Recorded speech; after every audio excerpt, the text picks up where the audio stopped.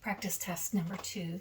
We're in section 3, which is the math section with no calculator. So you need to be able to work all of these without a calculator. Number 4 says, which of the following is a solution to the equation 2x squared plus 4x equals 3 plus 3x squared? So all we have to do on this is solve for x. So I would want to start by simplifying this equation.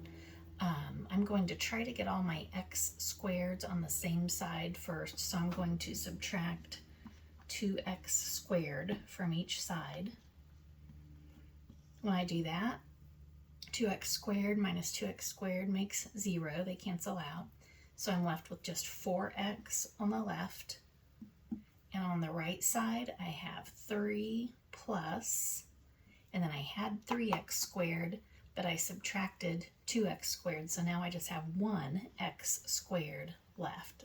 I don't need to write the 1 though. I can just write x squared.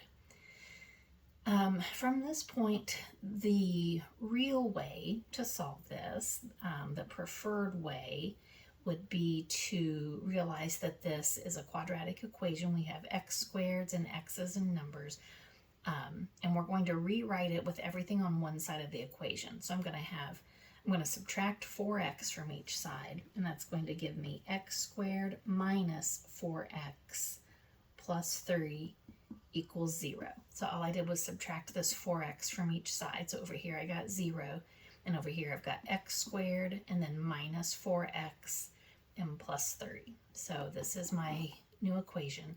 And then when you have an equation like this and it's a quadratic and you're solving for x, that is when we are supposed to factor it like this. And we need to ask ourselves, what times what gives us x squared? We know that is x times x. If we multiply x times x, we get x squared. Next, we need two numbers that multiply to a positive 3, but they're going to add up to a negative 4. Well, what are two numbers that could multiply to give you a positive 3? You could have a 1 times a 3, or you could have a negative 1 times a negative 3. Do either one of those add up to a negative 4? Yes, negative 1 plus negative 3 makes negative 4. So these are the two numbers that we put in here, minus 1 and minus 3. Now I know that x minus 1 or x plus 3 has to equal 0 because I have something times something equals 0. And the only way something times something can be 0 is if one of those things are 0. So either x minus 1 equals 0 or x minus 3 equals 0. If x minus 1 equals 0, if something minus 1 equals 0, that x has to be a 1, right? Because 1 minus 1 would equal 0. So I know that x could be 1, or down here, if something minus 3 equals 0, then that something has to be 3. Because 3 minus 3 would equal 0. So the two possibilities for x would be a 1 or a 3. And when we look at our answer choices, there is no 1, there's a negative 1, but we see that the answer would be C, 3. If you go blank and you forget how to do it this way, there's another way that you could solve this one. Usually plugging in isn't the most efficient way to get a problem solved. But in this case, it really doesn't take too long. From this point right here, we could easily plug in a negative 1 or a 0 or 3 or 6. Our four answer choices are negative 1, 0, 3, and 6. We could plug these in and see if plugging it in here and plugging it in here does make these two sides equal. 0 would be the easiest one to check first. If I plug a 0 in for x, I'm going to have 4 zeros, which is just 0, equals 3 plus 0 squared. Well, 3 plus 0 squared would be 3. And 0 does not equal 3, so I know it's not 0. I'm not going to do that. I'm going to just draw a line through it. It's not 0. Another easy one to check would be 3. Let's plug a 3 in and see. So 4 times 3 would be 12 equals 3 plus, And then remember, we're plugging in a 3, so 3 squared would be 9. So 12 equals 3 plus 9, and that works. So we know that our answer is 3 by plugging it in. Since that one works, then we could just go ahead and put C and move on. The reason I didn't plug the -1 in first is because a lot of students make mistakes when they use a negative. So if you put a negative in for x squared, quite a few students would leave that as a -1, but it wouldn't be. -1 squared would be 1. And then I just didn't do 6 because it was a bigger number, but that if 3 didn't work, then I would have done 6 next. So no matter which way you solve this one, we're going to get that the answer is C, 3.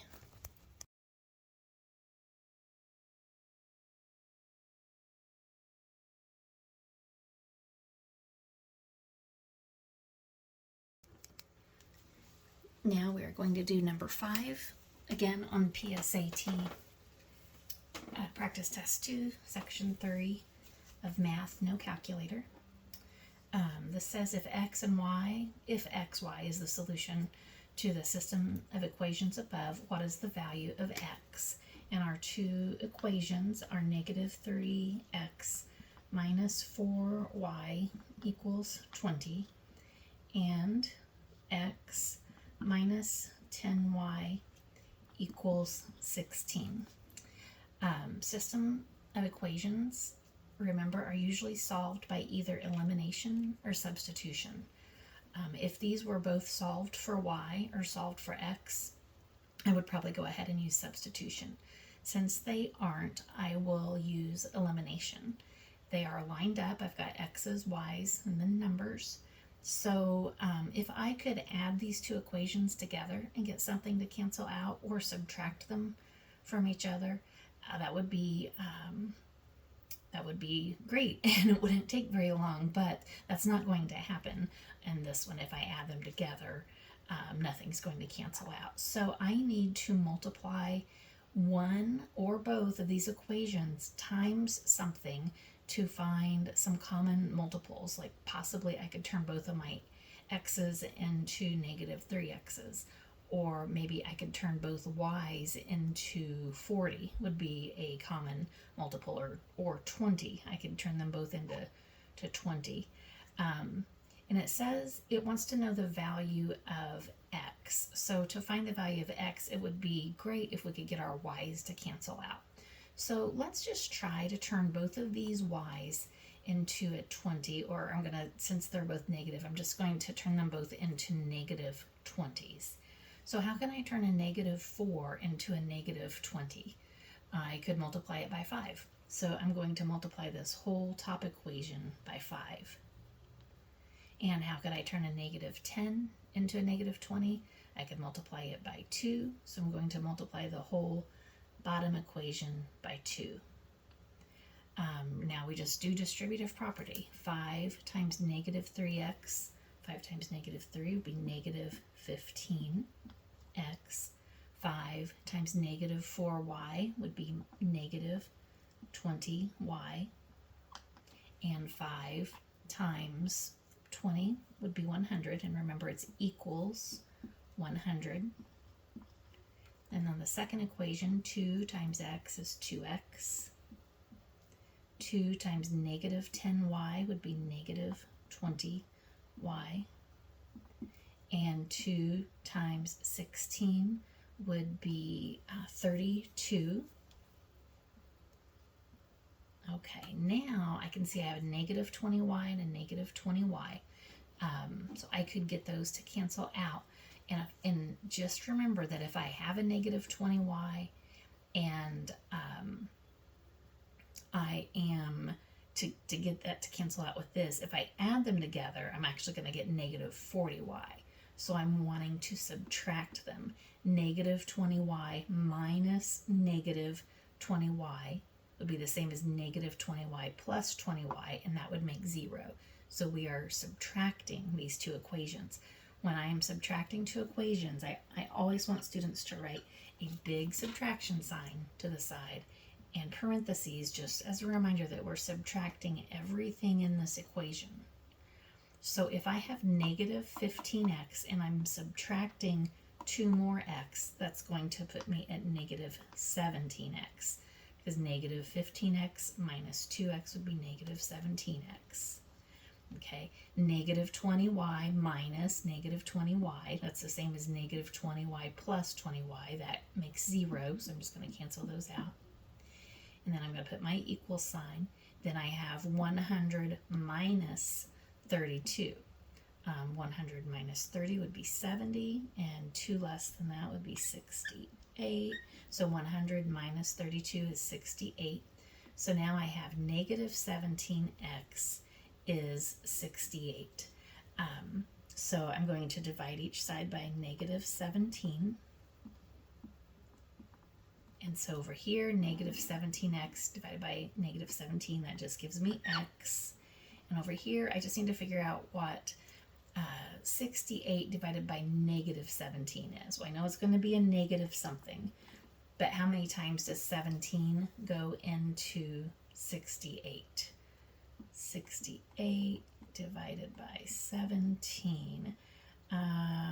4 maybe? Let's try 4. 4 times 7 is 28. Carry my 2. 4 times 1 is 4, plus 2 more is 6, so yes. My video stopped recording, but we had just figured out that 17 goes into 68 4 times. So here when we take 68 divided by negative 17, our answer is negative 4.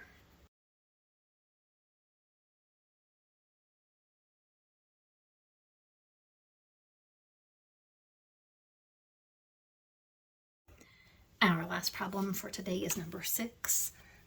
And it says the equation y equals 36 plus 18x models the relationship between the height y in inches of a typical golden delicious apple tree and the number of years x after it was planted. So far, all that means is that we're going to be graphing something on the y-axis over here. We're going to put the height of the tree, and on the x-axis down here, we're going to have how many years old the tree is. If the equation is graphed in the xy plane, what is indicated by the y-intercept of the graph? They give us the equation as y equals 36 plus 18x.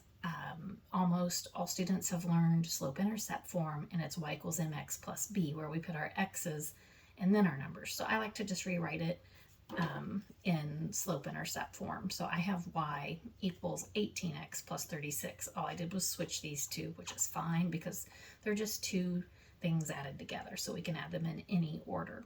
So now remember slope-intercept. This is the slope, so that means it's going up 18 for every 1 it goes over, and then the y-intercept is 36, meaning that when I draw my graph, it's going to cross over right here, the y-intercept at the number 36. All right, this is talking about how tall a tree is compared to how many years since it's been planted. So and it tells us that the number of years is the x. So for instance, if I wanted to know how tall a tree would be if it was planted 1 year ago, I would just substitute a 1 in for this x. And I'll just do a little chart over to the side here. Okay, if the tree was 1 year old, I'm going to put a 1 in here. And then I'm going to have 18 times 1 is 18 plus 36. That's going to be 54. So that means it's 54 inches tall if it's 1 year old. What if it is 2 years old? I substitute a 2 in here. 18 times 2 is 36 plus 36. So 36 plus 36 would be 72. And we could keep doing that. There's really no reason to though. But these are the points that I can put on my graph. I can go over 1 and up 54. So if the tree is 1 year old, that means I'm going to put my first point up here at 54 inches. If the tree is 2 years old, I'm going to put a point on 72 inches. So 2 years old, I'm going to go up here to 72. And then 3 years would be up here, 90. My line would go like this. A tree can't be less than 1 or less than 0, so I don't need to continue my line over here. It's going to stop right here, but it's going to keep going in this direction. So I just need to know what this means. What does the y-intercept of 36 even mean? Well, it's 36 when it is 0 years old. If a tree is 0 years old, that means it was just planted. So we know that 36 must be how many inches tall the tree is when it is just planted. So let's read our answer choices. A says the age in years of a typical tree when it is first planted. No, it's not how old it is when it's first planted. It's how tall it is when it's first planted. So it's not A. B says the height in inches of a typical apple tree when it is planted. Yes, that's exactly what we just said. It's how tall it is when it is planted. So we think our answer is B. Let's just double check real quick and read C and D. The number of years it takes a typical apple tree to grow. No. And D says the number of inches a typical apple tree grows each year. No, that would be the 18.